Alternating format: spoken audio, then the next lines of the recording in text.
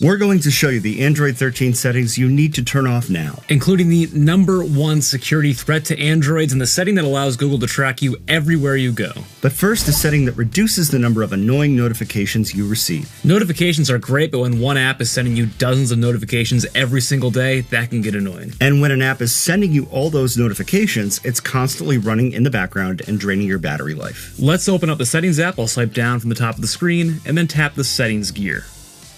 Then scroll down and tap Notifications, tap App Notifications, and then sort by Most Frequent. And look at that, Gmail, 57 notifications per day. Wow. If there's an app that's sending you too many notifications, you have a couple of options. You could tap the switch to turn off notifications entirely. Probably not what you want to do. Instead, we'll tap on Gmail, scroll down and tap notification categories, and then pick and choose what kind of notifications you want to receive. Android 13 finally introduced a feature that requires apps to ask your permission before they can send you notifications. I was shocked when I read the release notes and saw this was a new feature. We're going to show you some more battery tips later in this video, but first there are 2 more notification settings we need to change. Do you want your Android constantly notifying you when Wi-Fi networks are available? No. Tap back to the main page of the Settings app. Then tap Connections, tap Wi-Fi, tap the 3 dots in the upper right-hand corner of the screen to get to the Advanced Settings, and then turn off the switch next to Network Notification. This is a lifesaver when you're out in public and there are tons of Wi-Fi networks around. Our next setting will save you from embarrassing situations with your family and friends. Android 13 is a brand new setting that prevents notifications from appearing on your TV when you're sharing your screen. Let's head back to the main page of Settings. Tap Connected Devices, then tap Smart View.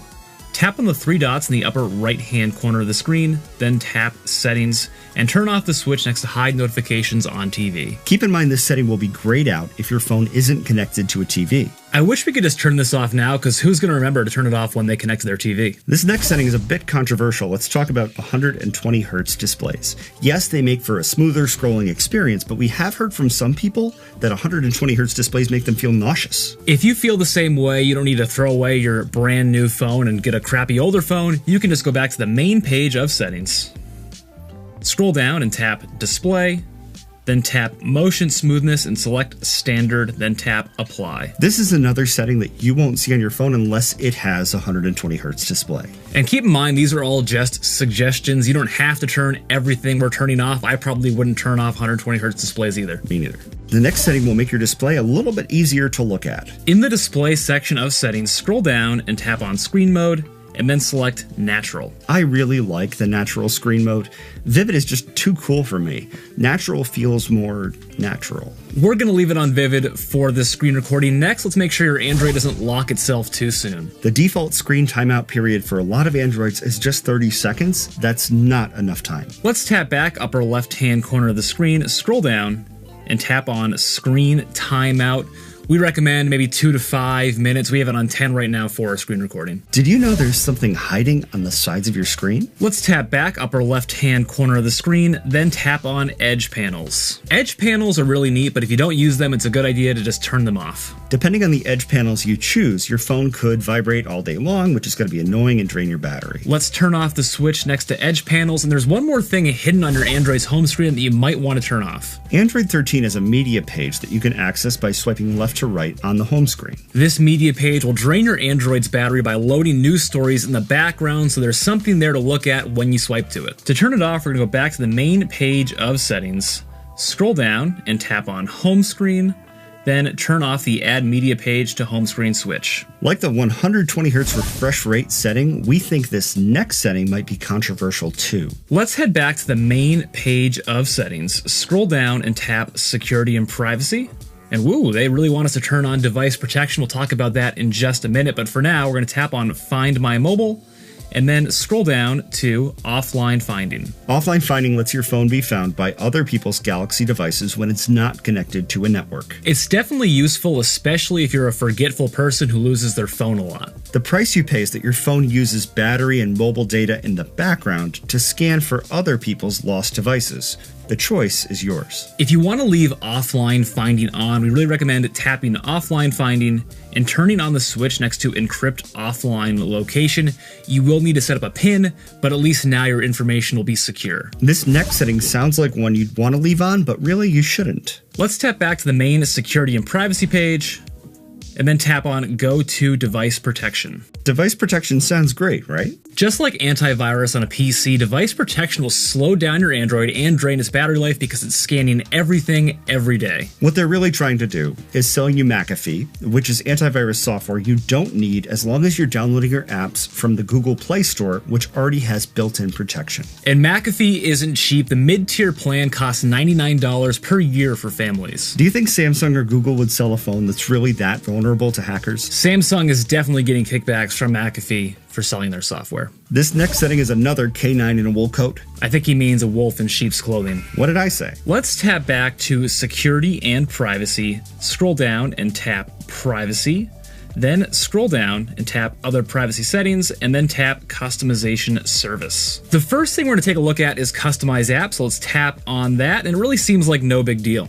I love sticker recommendations, but what's the cost? Well, if we tap back one page and then tap on data management, call and message history, search data, browsing history, and location. Your phone sends all this data to Samsung when customization is on. You've got a couple of choices. You could pick and choose what data Samsung receives, or if we've adequately scared you, tap back one page, then scroll down and tap Stop Customizing All Devices, tap Stop All Customization, and then tap Turn Off. There's a lot more we need to talk about here in the privacy section. First, we're going to turn off this switch next to Send Diagnostic Data. When you turn off the switch, make sure to uncheck the box saying, I agree to send diagnostic data, and then tap OK. Your Android will use battery and mobile data collecting this information that gets sent to Samsung. If you didn't turn off customization service entirely, make sure to tap on customization service, scroll down, and turn off the switch next to Customize Ads and Direct Marketing. When this is on, your Android collects a lot of information about you to send you relevant advertising. If you turn this off, you'll still see relevant ads. Major ad networks don't let low-quality ads into their networks, and you may actually see fewer ads because you're now a less valuable advertising target. Next, tap back upper left-hand corner of the screen, then tap on Activity Controls,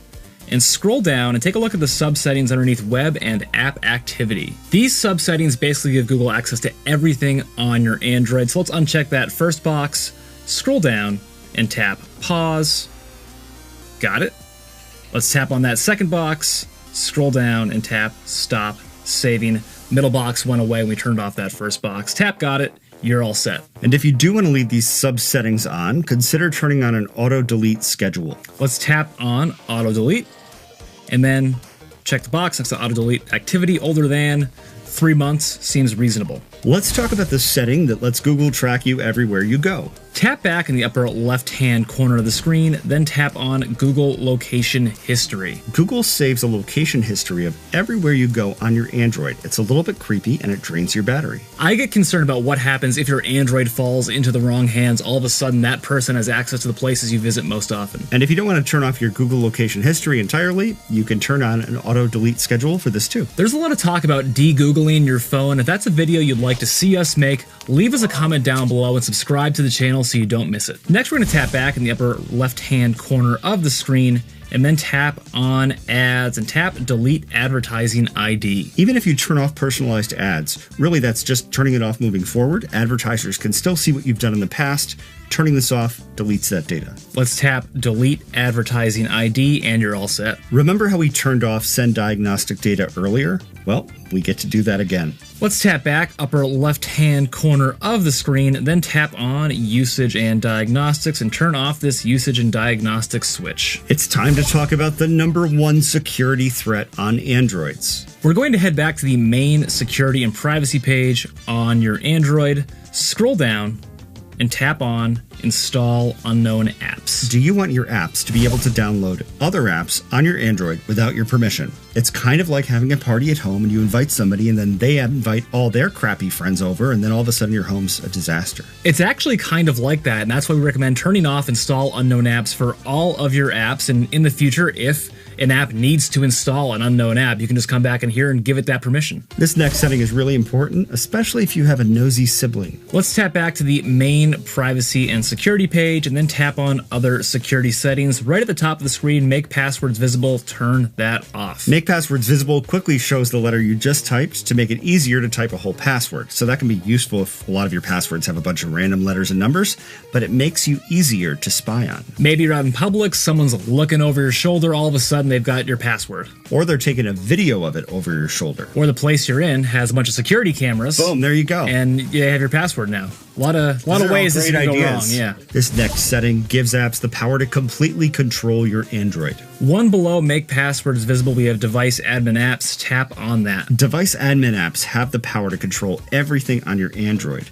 The concern here is that if a bad app gets device admin access, it could do real damage. Sometimes it is necessary to leave device admin access on for some of your apps, especially if it is a work phone, but if this is just your personal phone, turn it off entirely. To turn off device admin access, tap the switch next to an app, then tap deactivate. Next, let's talk about one of the biggest Android battery drainers. Let's head back to the main page of the settings app.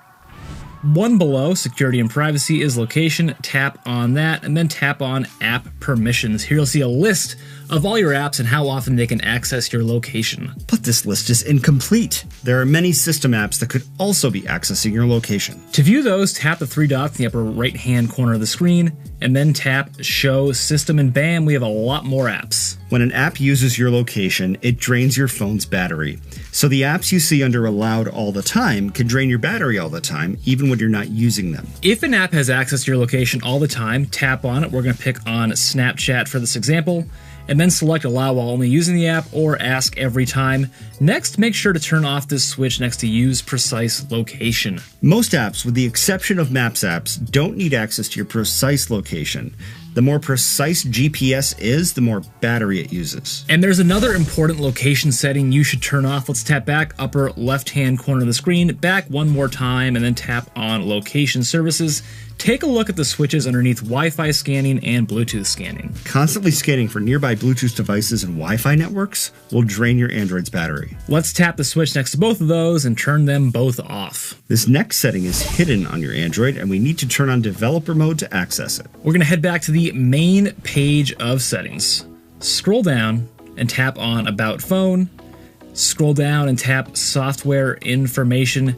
Keep tapping on the build number until it says you're now a developer. Enter your PIN number, and boom, developer mode has been turned on. Congratulations, you're now a developer. Next, we're going to tap back to the main page of settings, and we have this new developer options menu. Let's tap on that, and then we're going to scroll down until we see mobile data always active. By default, your phone doesn't completely disconnect from the cellular network, even when you're connected to Wi-Fi, because if it did, you'd lose your internet connection for a few seconds every time you left home. That's when it would be reconnecting to the cellular network. Staying connected to the cellular data network all the time is a good thing for most people, but if you don't have a good signal at home or in your mountain chalet, you can save a lot of battery life by turning off mobile data always active. Now that you've optimized your phone for Android 13, check out our next video to learn how to stop it from spying on you. That's appearing on the screen now. And McAfee isn't cheap. The mid-tier plan costs $99 per month for families.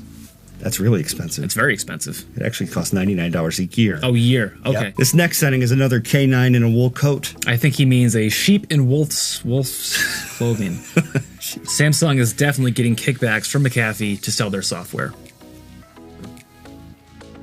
McAfee? What is it? It's McAfee. Oh, McAfee? Okay, one more time. Yeah. McAfee. What did I say? McAfee? Yeah, McAfee. it's McCafe. McAfee. Okay, McAfee. All right.